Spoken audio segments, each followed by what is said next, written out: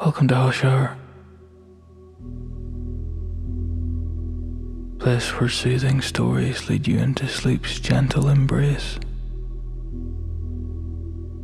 Each night, we'll journey together through calming tales inspired by your favorite video games, movies, and urban legends. Every story is paired with an original score and carefully crafted sound design to create a tranquil atmosphere designed to help you relax and unwind. Here, you won't be interrupted by ads, just pure, uninterrupted calm. I'd wager you'll be asleep by the end of our story. But if you want to find out what happens at the end, you can always try again tomorrow. So let go of your day. Take a deep breath and get comfortable. Close your eyes and let the calm take over. Let's begin.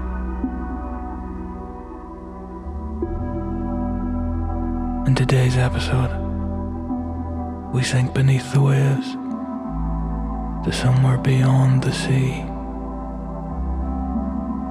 Today, join me as we uncover the secrets of Rapture.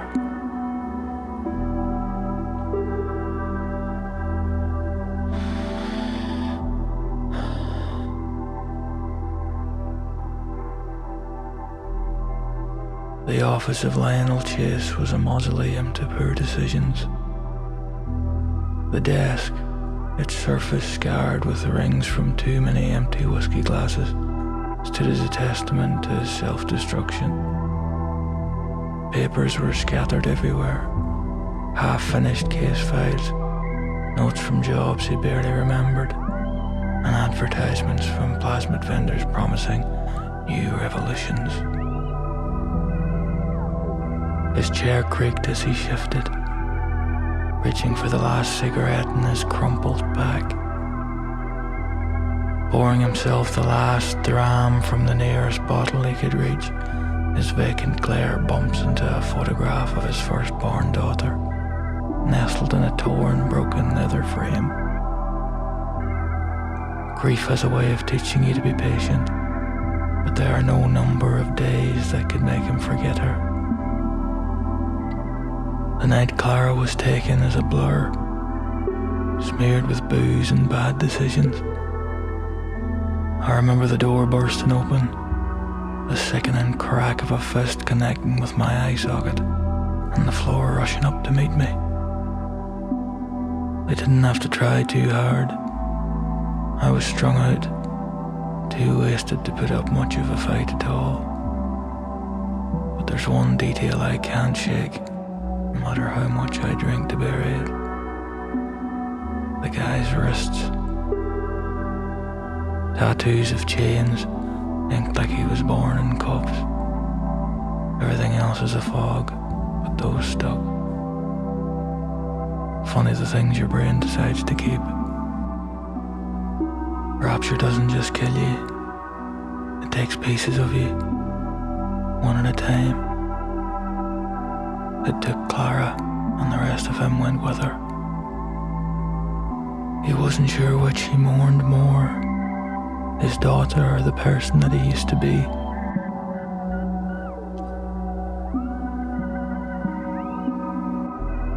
Beyond the grimy, half-cracked window of his office, Rapture glowed faintly in the distance, a mirage of neon beauty.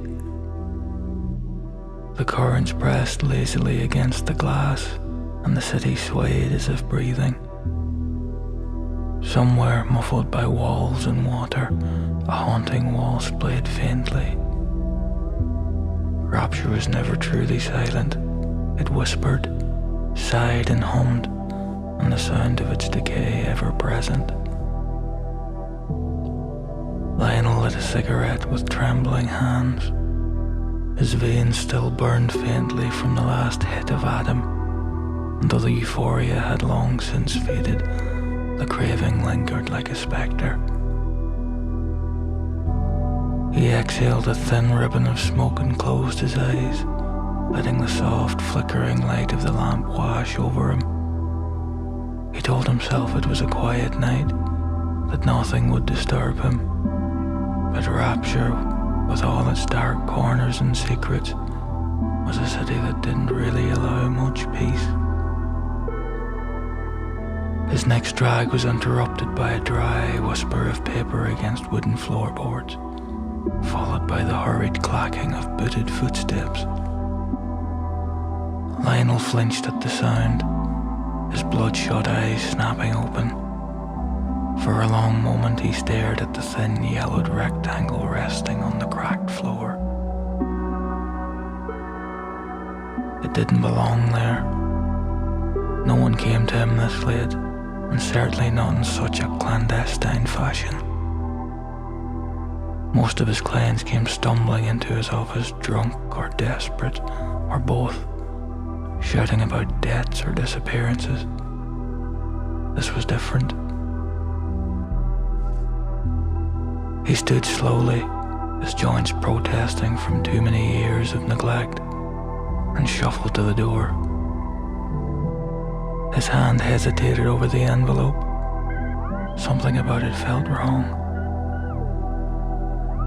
The paper was brittle, as if it had been left in some damp corner for years before finding its way to him. The handwriting on the front was jagged and hurried, but the words were clear. To the drunk detective on the edge of his grave. Lionel snorted. Charming. With a flick of his thumb, he broke the wax seal and folded the single sheet of paper inside. The writing was as uneven as the address, but the message was clear enough to make his stomach turn. They're watching you. Follow the red light if you want the truth. He crumpled the note in his hand instinctively, as if to crush the disquiet it had brought him. Its words now pressing against his chest, heavy and foreboding. He didn't need this, and he didn't want this. But something inside him, curiosity, desperation, or maybe the need to escape his stagnant existence, refused to let it go. He poured himself another drink, downed it in one swig, and grabbed his coat. The faded trench was stained, the pockets full of junk, an old plasmid injector, a busted lighter, a roll of cash he didn't remember taking.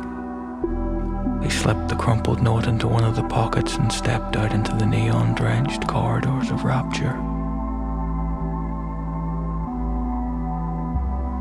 The corridor outside Lionel's office, quiet as a graveyard, so it was. The hum of the city's infrastructure pulsed faintly through the walls, ventilation systems wheezing like dying lungs, water pipes rattling with an occasional shudder. The air tasted of salt and rust. Lionel pulled his coat tighter around himself and lit another cigarette. The note weighed on him as he shuffled down the hallway toward the promenade. He didn't know what he was looking for or where he was going, but it was good to get some fresh air if nothing else. As he walked, his mind wandered to thoughts he'd been trying to bury for years. Clara, she would have been 9 this year, maybe 10 if his memory wasn't as hazy as everything else in his life. She had been gone so long he'd started to forget the little things, the sound of her laughter, the way she used to call him Lion, her nickname for him before she could say Dada. The thought kicked him square in the head. He crushed the cigarette against the wall, his hands trembling more from memory than withdrawals. Rapture had taken her. Not directly, no. It wasn't the city's fault. But the chaos, the madness, the experiments that everyone whispered about behind closed doors. It had all played a part, and Lionel hadn't been there to protect her. He shook the thought loose and kept walking. This wasn't the time to get sentimental. Morbid curiosity had hijacked him.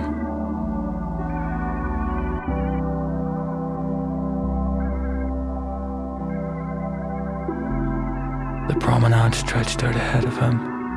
Shops that had once been bustling with life were now dark and abandoned, their windows cracked or boarded up.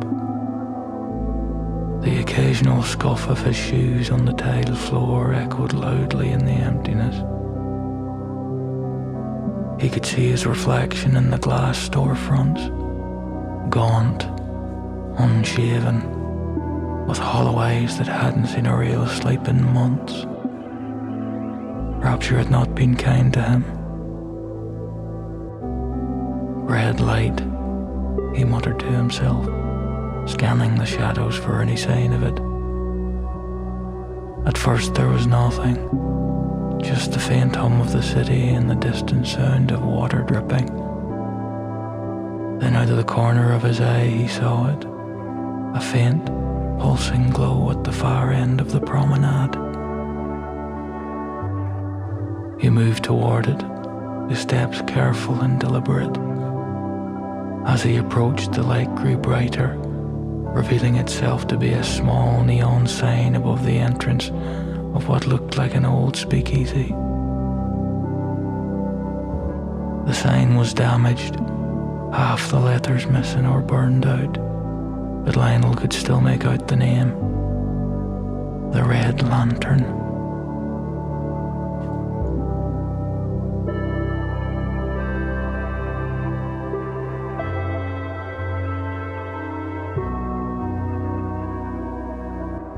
The door was slightly ajar, and a faint tinny sound drifted out, a record player spinning a tune from some bygone era. Lionel hesitated, his hand on the door frame. Every instinct told him to turn back, to forget the letter and whatever nonsense it was leading him toward, but he couldn't. Pushing the door open, he stepped inside. The room was steeped in darkness. The air was heavy with dust and the faint, acrid smell of old booze. Lionel fumbled around blindly, feeling for anything that reminded him of a light switch. Click. The speakeasy had clearly been abandoned for years, its furniture overturned and its walls scarred with the marks of some long-forgotten bar brawl. But the record player in the corner spun regardless, its needle scratching out a haunting melody that seemed to bounce off the walls. The light in the center of the room was arrestingly bright, emitting that sickly, dirty kind of light that does nothing for a man nursing a 4-year hangover. Just as he had considered returning the room to its default setting in favor of his flashlight, he caught a faint red glow emanating from the end of the bar. Decorative red Christmas lights draped themselves over a piano like a poor Marilyn Monroe impersonator. Follow the red light, he reminded himself. He lifts the piano lid, keys caked in years' worth of grime. After quickly reminding himself why he did not pursue music, he grips the fallboard with both hands and places it to the side. Amidst an array of broken hammers and torn felt was a small leather-bound book, diligently tucked deep in the cavity of the piano. It looked pristine, untouched by the decay that surrounded it. Picking up the notebook, he flipped it open to the first page. The writing was frantic, the letters barely legible, but one phrase stood out, scrawled over and over and over again. They're watching. Trust no one. Beneath it, there was a single note. Atlantic Atom Refinery, Bay 47. Don't let them find her first. The place was familiar to him. It had been one of Fontaine's many processing facilities before the company fell apart, and rumors swirled about what had gone on behind its closed doors. If there were any breadcrumbs to follow, that was where he'd start. He closed the notebook and slipped it into his coat pocket, his heart pounding now, the atom in his veins mixing with a rush of adrenaline. He didn't know what he just stumbled into, but he felt dwarfed by it. This was bigger than anything he'd dealt with before. The air in the speakeasy felt claustrophobic now, thick with the weight of cryptic clues. Lionel left the speakeasy and made his way back out onto the promenade, letting the cold, damp air clear his head. He lit another cigarette, the orange ember flaring briefly in the gloom.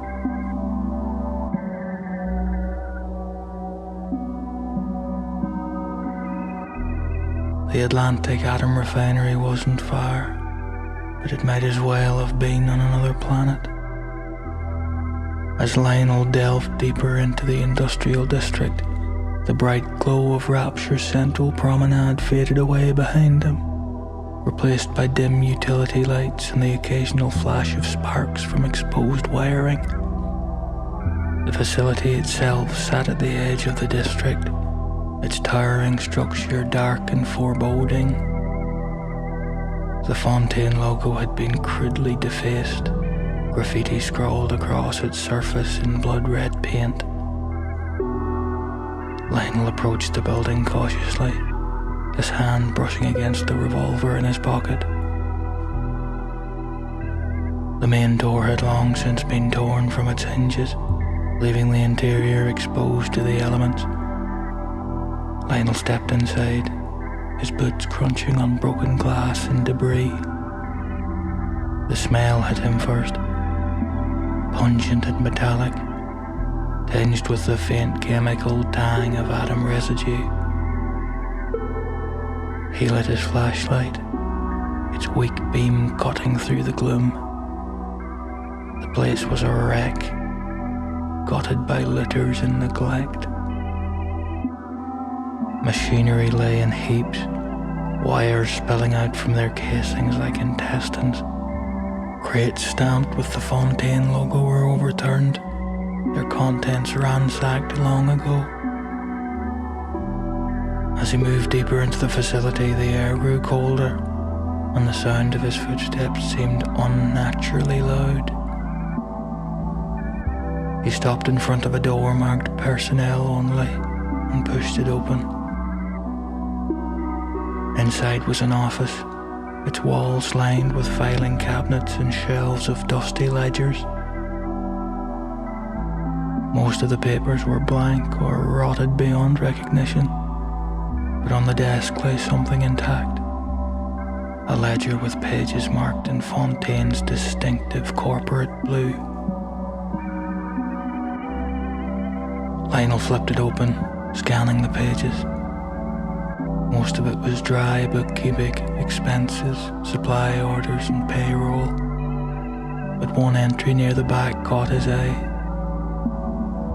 Transfer, 12 units, batch 6, test subjects to orphanage.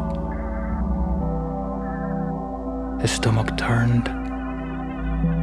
The word test subjects was underlined twice in red ink.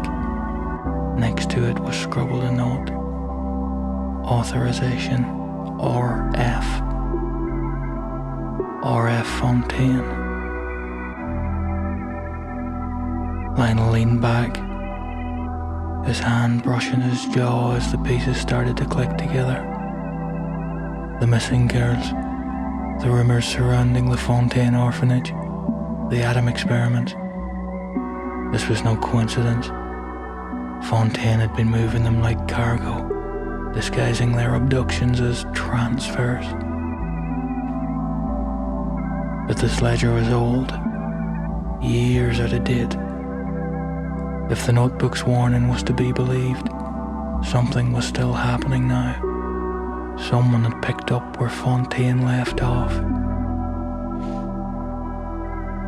Lionel slipped the ledger into his coat, its weight pressing against his ribs. He turns on his heels, emboldened by the revelation.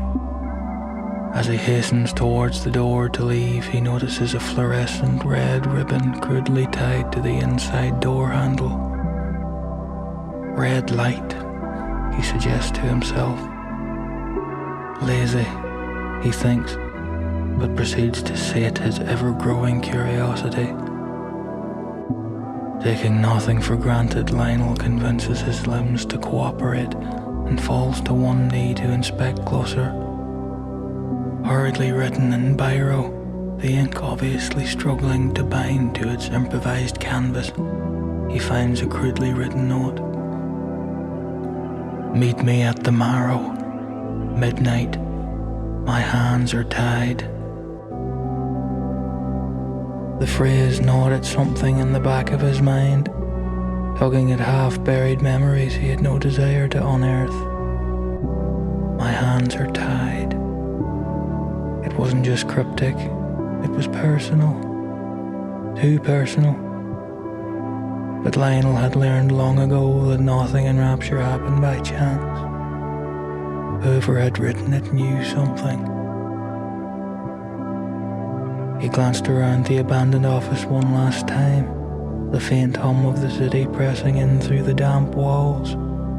The refinery was a dead end, but the ledger wasn't. Someone had gone to a lot of trouble to send a message, and Lionel wasn't inclined to ignore it. The Marrow wasn't the kind of place anyone went willingly, but it was the only lead he had.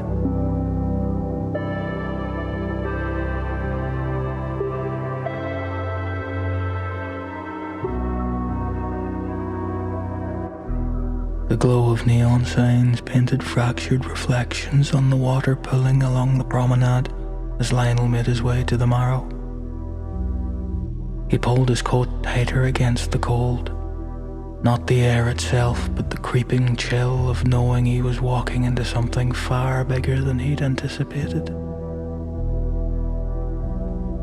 The refinery felt alive in its decay, as though the walls themselves were watching. A maze of crumbling machinery and discarded crates stretched out before him, every corridor twisting deeper into the belly of the beast. The fluorescent lights overhead flickered erratically, casting fleeting shadows that played tricks on his eyes. His thoughts kept returning to the ledger. Test subject. The words clawed at him, dragging up memories he'd tried to bury. He hadn't thought about Clara in years. Not really. He told himself it was better that way. Better to leave her a ghost than confront the reality of what might have happened. He shook his head, forcing himself back to the present. He couldn't afford to get sentimental. A soft sound stopped him in his tracks. It was faint, almost imperceptible, a rhythmic clicking, like fingernails tapping against metal. Lionel froze, his hand instinctively gripping the revolver in his pocket. The sound came again, closer this time, echoing through the cavernous ruins of the refinery. His breath caught as he swept the flashlight's beam down the darkened corridor. Shadows leapt and danced on the walls, twisting with the flicker of broken overhead lights. And then at the edge of the beam, something moved. A hunched figure, small and delicate. A little girl. She sat crouched over a long expired splicer contorted on the floor, her hands working feverishly at something he couldn't see. Her frame was slight and inadequate, with spindly limbs much too fragile for the task at hand. Her hair hung in stringy clumps around her face, her scalp shiny in places where it looked as though the hair had thinned unnaturally. "Hey!" Lionel called out, his voice hoarse but steady. "What are you doing here, kid? This place isn't safe." The girl didn't respond. She didn't flinch or turn to him, as if she hadn't heard him at all. Instead, she remained fixated on the corpse, her small hands moving rhythmically in tight, deliberate motions. Lionel stepped closer, his flashlight illuminating her fully now.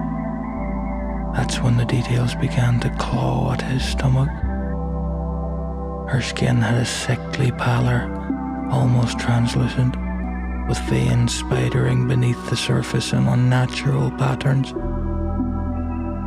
Her fingers, delicate yet unnervingly precise, clutched a grotesque needle-like tool, its tip gleaming with a viscous amber-colored liquid. The tool hissed softly as she plunged it into the corpse, extracting thick rivulets of atom that glowed faintly as they were drawn into the device. "Jesus," Lionel muttered under his breath, his hand tightening on the revolver.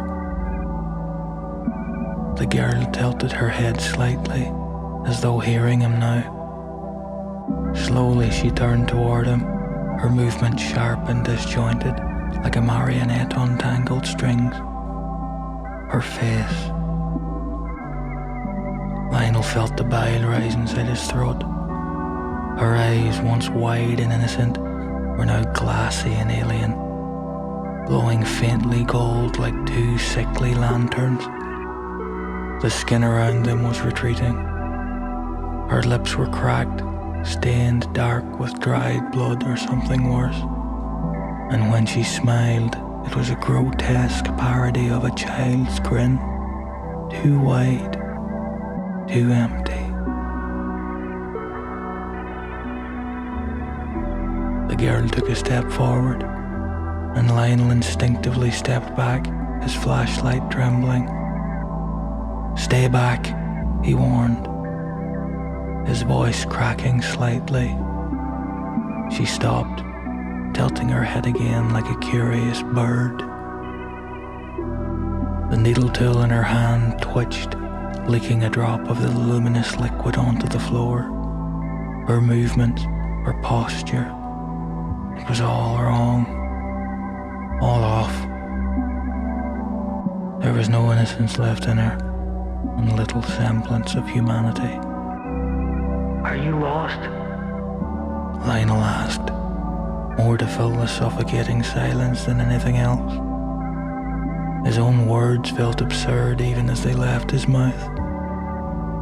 The girl giggled, a high-pitched lilting sound that sent chills racing down his spine. It wasn't a laugh that belonged to a child. It was distorted, mechanical, like the warped echo of a broken music box.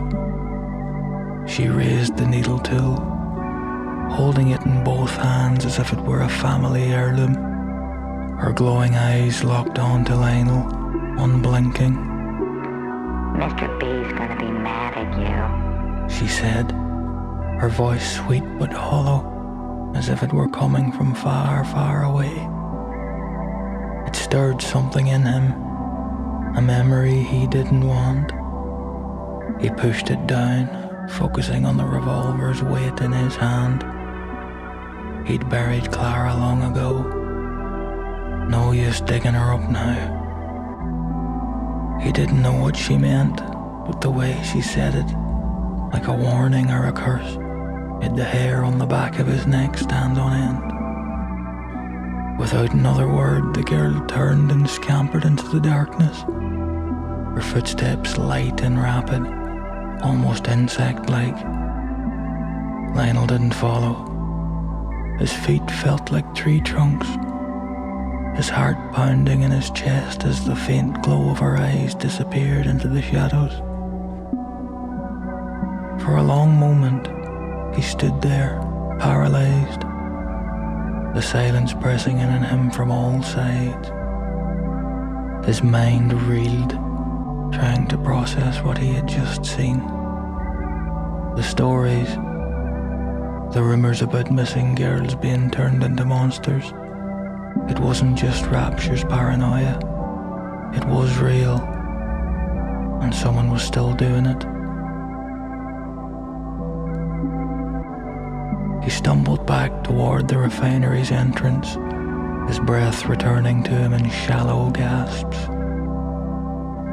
The ledger in his coat felt heavier now, like a stone dragging him under.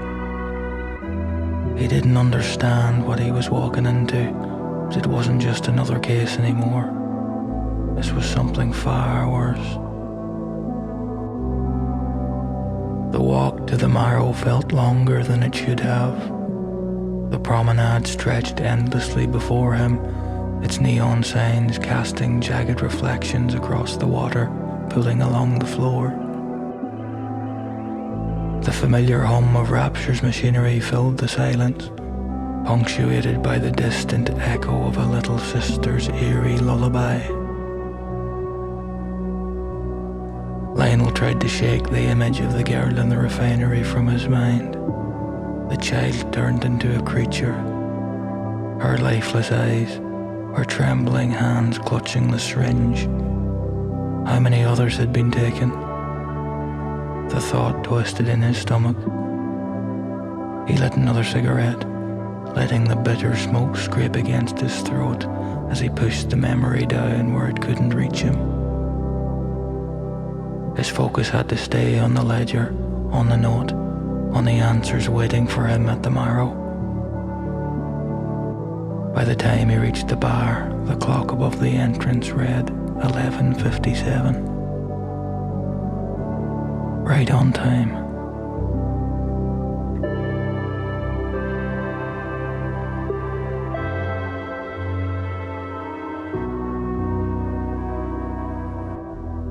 The red ribbon fluttered faintly in Lionel's coat pocket as he stepped through the threshold of the Marrow.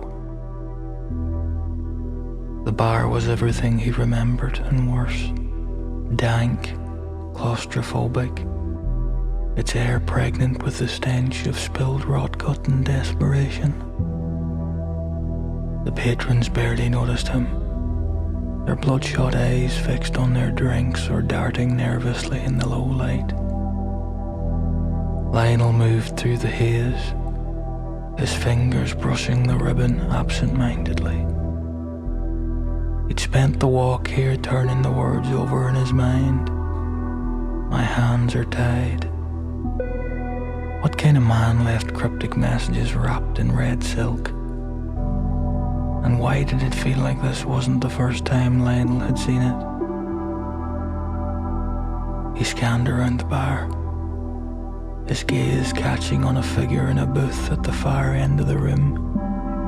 A man hunched over his drink, trench coat collar pulled high, fedora tilted low. A matchbook slid across the bar toward him. Lionel stopped, glancing up at the bartender who met his eyes without a word. The matchbook surface gleamed faintly, a smear of red ink scrawled across its face. In the corner, the man was already watching him when Lionel turned. He moved toward the booth, the low murmur of conversation dulling with each step. The man didn't look up, nursing a glass of something amber, but as Lionel slid into the seat across from him, his voice cut through the silence. The man said, his tone low and measured, "You've seen the ribbon?" The man didn't raise his head, but his fingers shifted on the glass he held, long and lean, calloused from hard use. Lionel's gaze lingered on those hands, his mind playing tricks with the flickering light. The moment stretched until Lionel finally spoke. So you're the one who left me the ribbon? Uh-huh. The man replied. His voice was calm, almost detached, but there was a weight behind it that Lionel didn't trust. You've got my attention. Lionel said. Start talking. The man leaned back slightly, finally tilting his head up just enough for Lionel to catch a glimpse of his face beneath the shadow of the fedora. The lines around his mouth spoke of years of hardship, but his expression was unreadable. I know about the girls. The man said. The ones that go missing. The ones they turn into.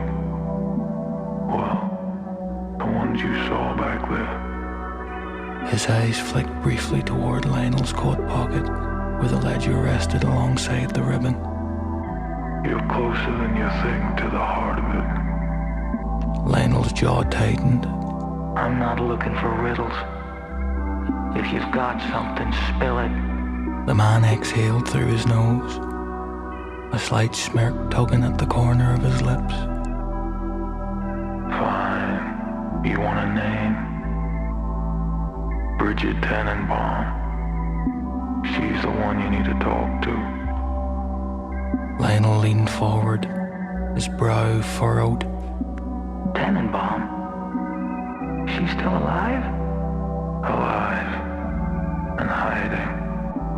The man said, tilting his glass idly, the amber liquid catching the faint light. But she ain't gone far. She's holed up in one of Rapture's forgotten corners, a research station deep in the trench. You'll need a bathysphere to get there, and nerves of steel. That part of the city don't take kindly to visitors. Lionel frowned.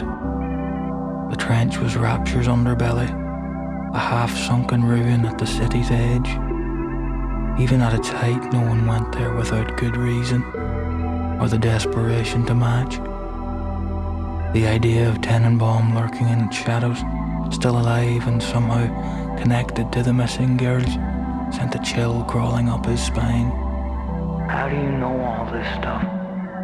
Lionel asked, his voice low. The man paused, then leaned forward, resting his forearms on the table. Because I was part of it. He said simply, his tone flat, as though he were discussing the weather. Lionel blinked, the words not registering for a moment. Part of what? The man's smirk faded. The abductions. The girls. Clara. He held Lionel's gaze, unflinching. I played my part in the machine, but it's broken now, detective. I don't want to help you tear it to pieces. The glass Lionel had been holding slipped from his hand, shattering against the edge of the table. You! His voice caught in his throat, rage and disbelief now homogenized. Before he even realized what he was doing, Lionel's fist had connected with the man's face. The sickening crunch of cartilage and bone echoed in the booth, followed by a sharp gasp as the man reeled back, clutching his nose.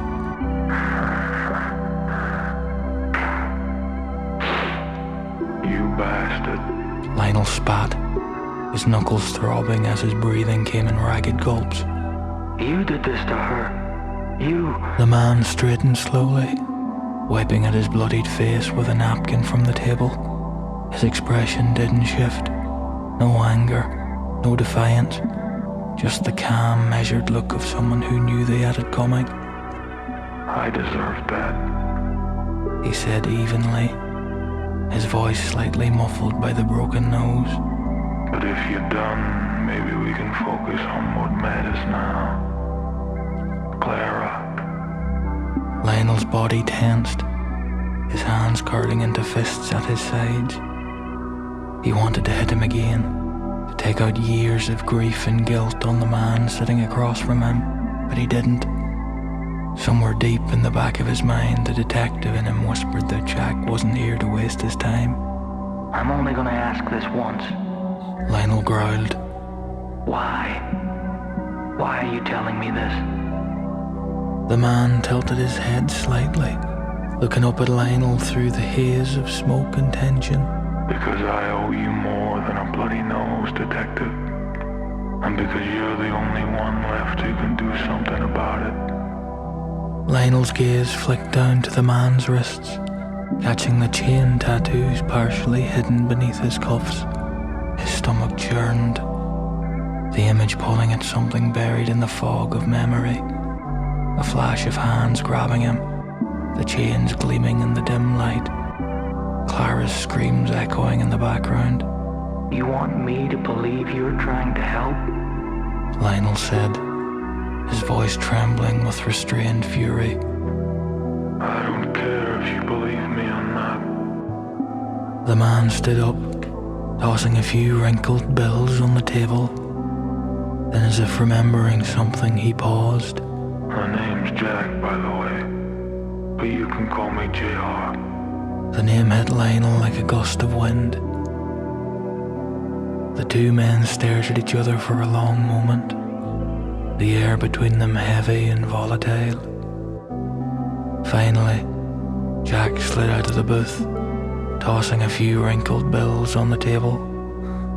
Lionel stood there, a peculiar mixture of gratitude and unbridled paternal rage. As Jack brushes past him, closer than felt necessary, Lionel is rooted in place, realizing this may be the only opportunity to exact revenge on a man who has brought him so much anguish. Good luck in the trench, he said over his shoulder, his voice calm despite the blood still trickling down his face. You'll need it. He watched him leave, every muscle in his body coiled like a spring. He didn't trust Jack, not for a second, but the name Tenenbaum hung in his mind like a beacon. If she had answers about the missing girls, about Clara, he couldn't afford to ignore the lead. Feeling indignant about what had just happened, Lionel looked around the room in the hopes of finding someone that would validate his indignation, though it never came to pass. Drawing a long breath as he reassembled himself, he made his way to the exit and is once again hit in the face with the greasy but reassuring aroma, Rapture's pastiche of fresh air. Reaching into his pocket, he pulled out the red ribbon, its faint shimmer catching the dim light. Meet at the Marrow, midnight. My hands are tied. Ironic, he thought, as he was the one who just let his daughter's murderer walk off with nothing more than a bloody nose. He tucked the ribbon back into his coat pocket with a sigh, brushing against something cold and metallic that he hadn't taken stock of before.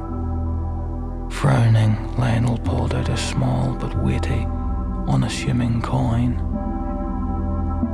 He didn't recognize it, and it wasn't the type of currency anyone used in Rapture, at least not anymore.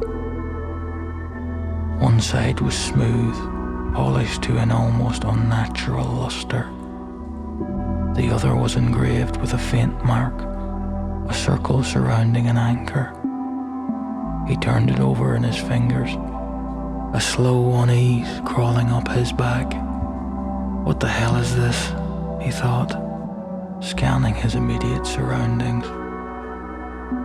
The truth was out there, waiting in the depths of the trench, and Lionel had no choice but to follow it.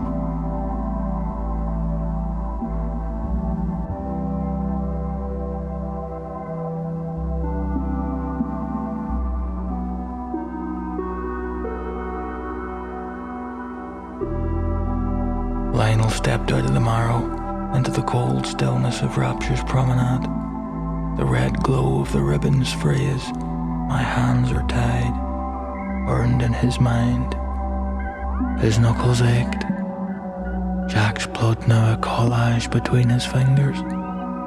He hadn't meant to lose control back there, but that name, Clara, holds something out of him he wasn't ready to face. Jack's confession churned in his gut. His daughter was dead, or at least Lionel had convinced himself of that years ago. It was easier than clinging to hope. He'd seen the wreckage left behind that night, heard her muffled cries through the haze of Adam and whiskey as faceless men dragged her away. Men with tattoos of chains on their wrists. Jack was always Jack. But now, another name lingered just behind the ribbon's cryptic message. Tenenbaum. The woman who once held the keys to Rapture's genetic experiments. The woman Jack swore had answers. The trench was the next step. Lionel had never ventured that far into Rapture's decaying edges. Even when the city still had some semblance of order, the trench was a no-go zone, a deep pit of depravity and forgotten experiments. Now the idea of descending there made his skin crawl, but Jack had been clear. Tenenbaum was hiding in a sunken research station there, where she had been for years. As Lionel trudged through the promenade, the city groaned around him. Splicers wandered in the shadows, muttering incoherent words, their minds fractured by years of atom abuse. Lionel felt their eyes on him, but he kept moving. He didn't have time for distractions. He reached the station where the bathyspheres were docked, a rusted, leaking platform with only a faint glow of light to guide the way. The controls were intact, though barely. Lionel wiped grime from the surface of the map panel, revealing the destinations etched into it. Among the marked locations was a name that stirred unease. The trench. A sunken research station, Jack had said. Lionel hesitated, his knuckles brushing his chin as he considered the weight of what he was stepping into. The trench, the words repeated in his mind, drawing him toward it like a dark undertow. Finally, he punched the coordinates into the console. With a metallic groan, the bathysphere lurched into life, its cables rattling as its heavy door swung open. Lionel stepped inside, the door hissing shut behind him, and gripped the cold brass railing as the bathysphere continued its descent. The glass panels framed in oppressive darkness, writhing with shadows as fish scattered before the sphere's dim light. The pressure gauges spun lazily, ticking with a faint rhythm. Lionel leaned against the railing, his mind a tangle of thoughts. Tenenbaum, the little sisters, the conspiracy twisting through Rapture's veins. He slipped his hand into his coat pocket, his fingers brushing against the coin with the etched anchor. Turning it over between his fingers, Lionel muttered, "What the hell are you up to, Fontaine?" The sphere jolted suddenly, pulling him from his thoughts. His hand shot to the railing as he steadied himself. A groaning sound echoed through the sphere and his gut twisted with unease. Lionel's eyes darted to the gauges. Nothing seemed out of place. Then he heard it. The sound of wet, labored breathing. His body tensed, the tiny hairs on his neck rising.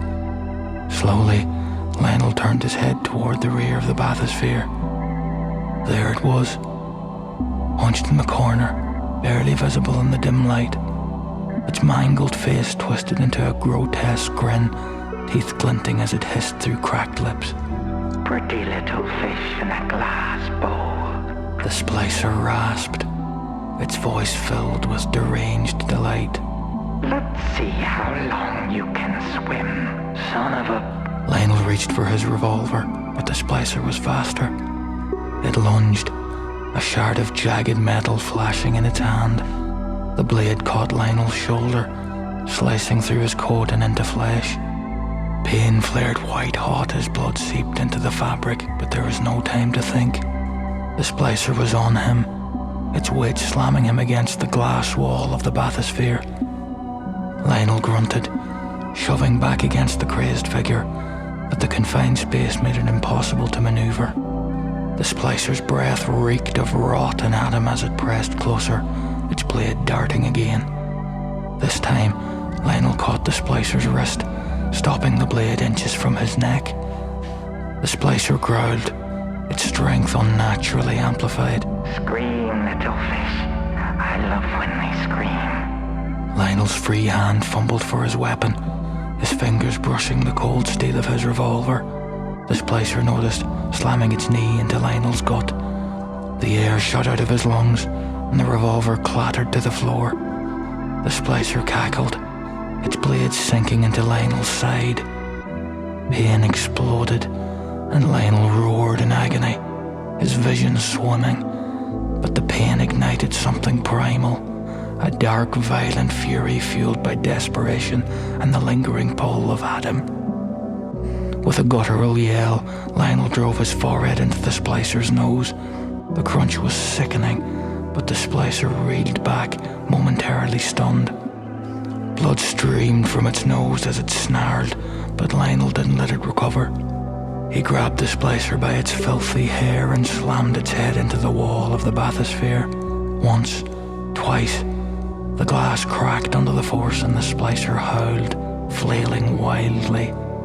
The blade slashed across Lionel's arm, opening another wound, but he didn't stop. The revolver was still on the floor, submerged in a shallow pool of water. Lionel released the splicer long enough to dive for it, his fingers closing around the grip just as the splicer lunged again. Lionel twisted onto his back and fired. The first shot caught the splicer in the shoulder, spinning it around with a spray of blood. The second hit its chest, dropping it to its knees. But Lionel wasn't done. Rage boiled over as he stumbled to his feet, blood pouring from his wounds. He aimed the revolver at the splicer's head, his hands shaking, and pulled the trigger. The blast echoed in the confined space, and the splicer collapsed in a heap, its head snapping back with unnatural force. Silence filled the bathysphere, broken only by Lionel's ragged breathing. He leaned against the wall, clutching his side as blood seeped between his fingers. The pain was blinding, but it was the sight of his trembling hands that unsettled him the most. "Damn it," he muttered, his voice a hoarse whisper. The syringe in his coat pocket felt heavier than ever, its temptation gnawing at the edges of his resolve. The bathysphere jolted again, signaling its arrival. Lionel pushed himself upright, gritting his teeth against the pain. He shoved the splicer's body into a corner, its blood pooling on the floor, and wiped his revolver clean on his coat. The door hissed open, and Lionel stepped out of the bathysphere into knee-deep water, the icy sting immediately soaking through his trousers, numbing his legs as the sloshing echoed down the hallway. The corridor was dimly lit, the emergency lights flickering erratically. Rusted pipes ran along the ceiling, dripping water into the already flooded space.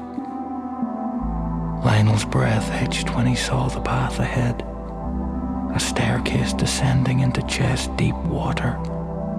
Beyond it, the hallway was completely submerged. "Great," he muttered. Clutching his wounded side, he staggered forward, each step sending waves rippling through the water. His instincts screamed to turn back, to leave this place behind, but he pushed forward. He didn't come all this way to drown in some forgotten corner of the trench. Bridget Tenenbaum had answers that might finally unravel the hell Rapture had become. As Lionel advanced, the water rose to his thighs. His injured side throbbed with every movement, the pain like hot iron twisting in his flesh. The chill of the water didn't help, sending shivers up his spine. And then it started.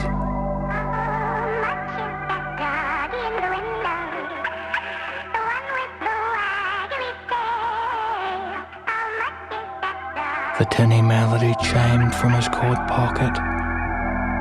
Lionel froze, his hand instinctively reaching for the coin. The absurd, cheerful tune echoed off the walls, cutting through the oppressive silence of the flooded corridor. No, no, no, no, he hissed, pulling the coin from his pocket. It sat in his palm, vibrating slightly, realization now dawning on him. Who the... Jack. The sound of grinding gears cut him off.